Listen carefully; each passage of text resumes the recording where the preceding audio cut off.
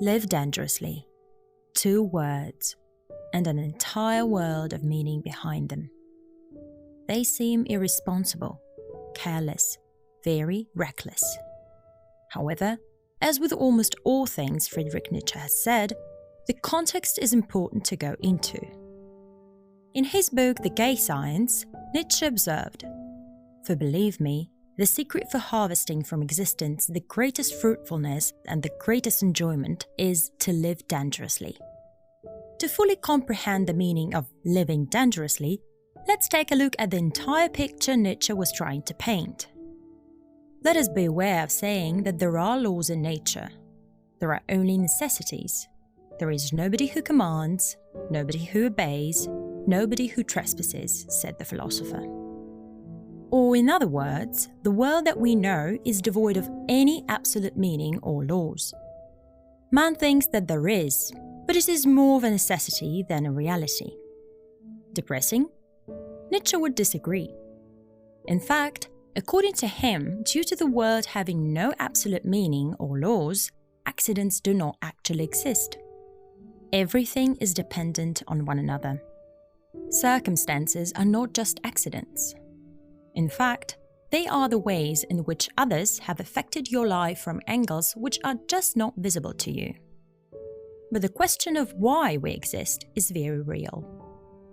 Almost everyone around us could define something amounting to a purpose in life. In fact, Nietzsche claims, gradually man has become a fantastic animal that has to fulfill one more condition of existence than any other animal. Man has to believe, to know from time to time why he exists. But wait, true meaning does not exist, right? So, is a man's pursuit of meaning ultimately futile? Factor into this the fact that death is probably the most certain or absolute concept we could have. And after all, God has been dead for quite some time. At least according to Nietzsche. So, is life ultimately meaningless? And hence, are our struggles all for nothing?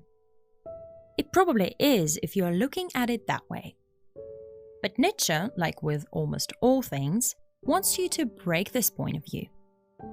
The fact of the matter is that, yes, death is probably the most certain consequence at the end.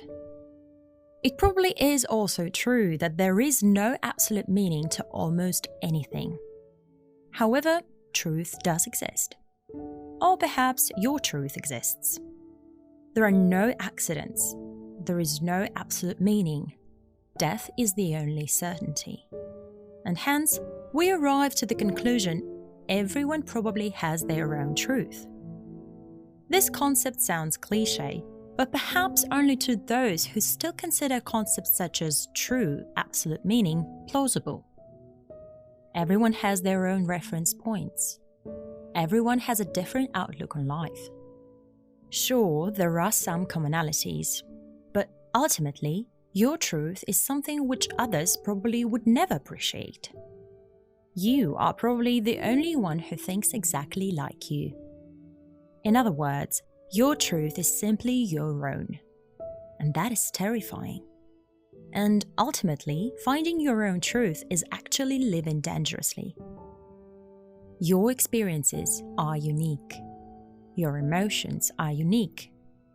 Your thoughts are ultimately your own. And as you grow, you will encounter many things which will threaten your safety. Take, for example, any profession that we might choose out of our own passion.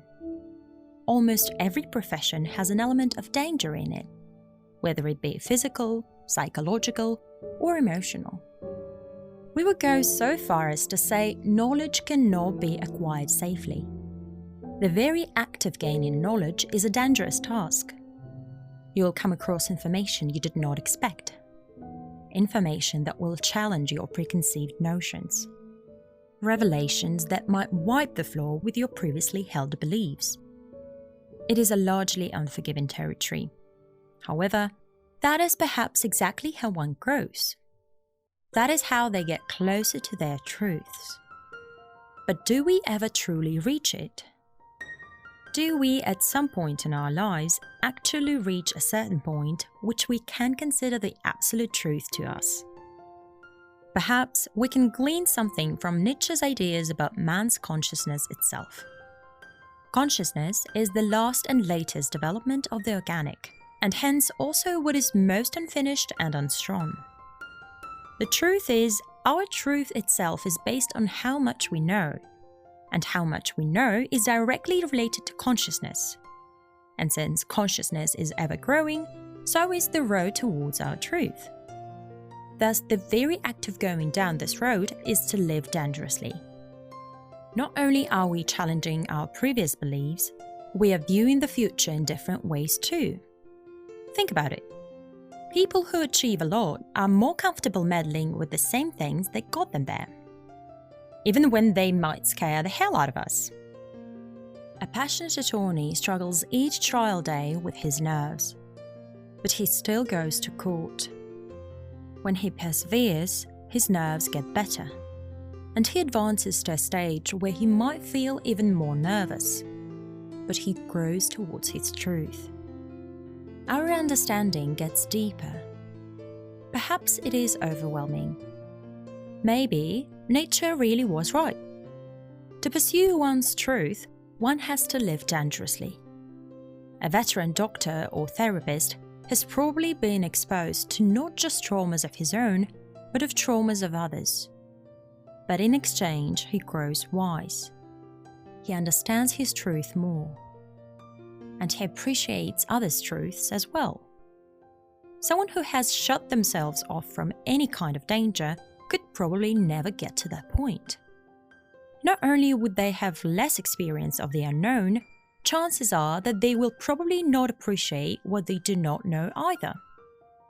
And do we really want to live a life like that? Do we really want to stay ignorant of what being alive means? To have lived and not changed a bit? To have never made mistakes? To have never learned anything that intrigues us? To have never pursued it?